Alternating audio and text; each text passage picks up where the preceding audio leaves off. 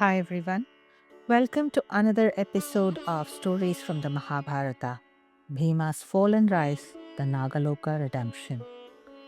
It is said that a person encounters Mrityu many times in life, not always in the form of death, but as calamities, misfortunes, or sometimes even death itself. Those who are blessed by God transform every calamity into a stepping stone to success. With each misfortune, we emerge stronger, sharper, and more in control of ourselves. And this really is the true test of a person's character. Once upon a time, in the royal gardens of Hastinapur, laughter echoed as the princes played, but envy was brewing beneath the surface. Hidden from others, Duryodhana and Shakuni are whispering to each other. Shakuni says, Duryodhana, Bhima's strength is unmatched. If he lives, your crown is a dream. To which Duryodhana replies, Mama, he must then fall. Tonight we feast, and Bhima shall drink, and then doom. Duryodhana arranges a grand picnic at a place called Pramanakoti, a beautiful meadow by the banks of river Ganga. The picnic has lavish foods and drinks for everyone. However, Duryodhana has mixed Kalakota poison, one of the strongest poisons ever known to man, into Bhima's food. Bhima, ever hungry, eats heartily and tells Duryodhana, Brother, this feast is glorious. Duryodhana says, For you, dear Bhima, every bite, everything I feed you is a blessing. After the food, all princes indulge in different games. However, Bhima says that he is tired and lays down on a mat to sleep. Unknown to him, he stumbles and falls unconscious. When everyone's distracted during the games, Duryodhana ties stones to Bhima's limbs and throws him into the river Ganga. Bhima sinks further into the river's depths, into Nagaloka, the underwater kingdom of the serpents. Whoever enters Nagaloka is doomed to die a painful death.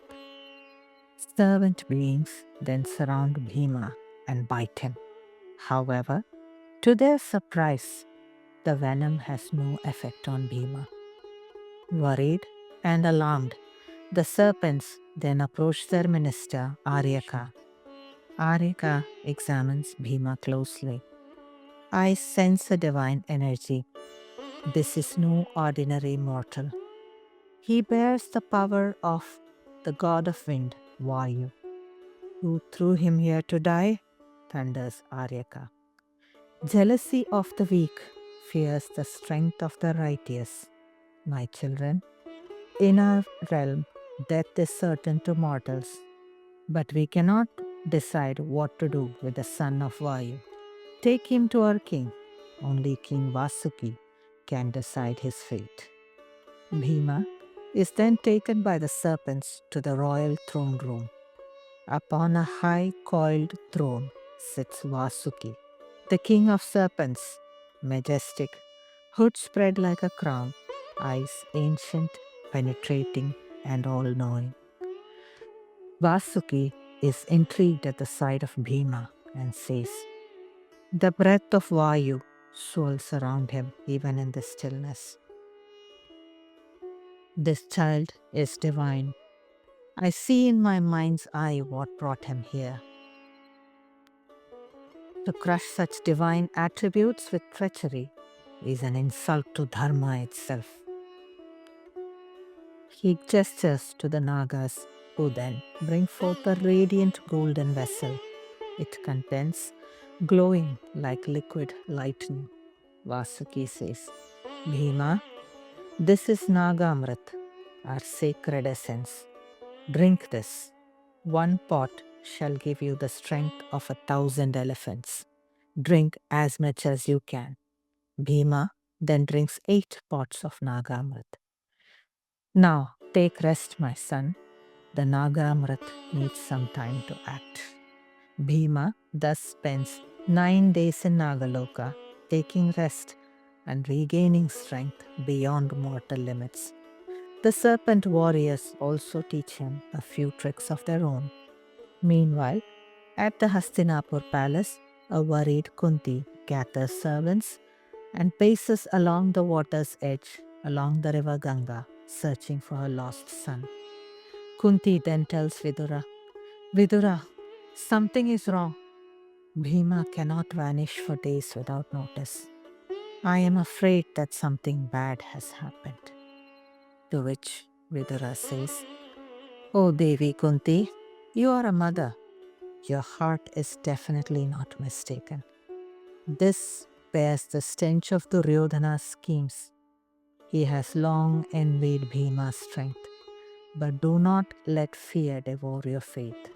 Remember who your son is? The sages have foretold a long and powerful life for him. No cowardly act can cut short what destiny has woven. Bhima, meanwhile, completes his 9 days of meditation at the Nagaloka and tells Vasuki, O king, I feel power coursing through me. I shall return to the surface, not just alive, but invincible. The Nagas, upon Vasuki's request, guide him back to the surface. Bhima emerges from river Ganga, glowing with vitality. Pandavas gasp at the sight. Duryodhana stares in disbelief. Kunti, at the palace, runs to embrace Bhima. You live! The gods have favored you, my son. Bhima then looks at Duryodhana. Brother, I have risen stronger than ever. And tells Kunti, Mom, I will wait, but when the time comes, Duryodhana shall taste justice. Thus ends the tale of Bhima's fall and rise. The story teaches us that what is intended to destroy us can, through divine grace and inner strength, become the very source of our greatest power. We are never truly alone in this world, but are guided by the invisible hands of Dharma and divinity as our hidden foundation of support. Ultimately, this story reveals that true strength is not merely physical, but a transformation of the spirit when we emerge from the depths of adversity with renewed vision and purpose.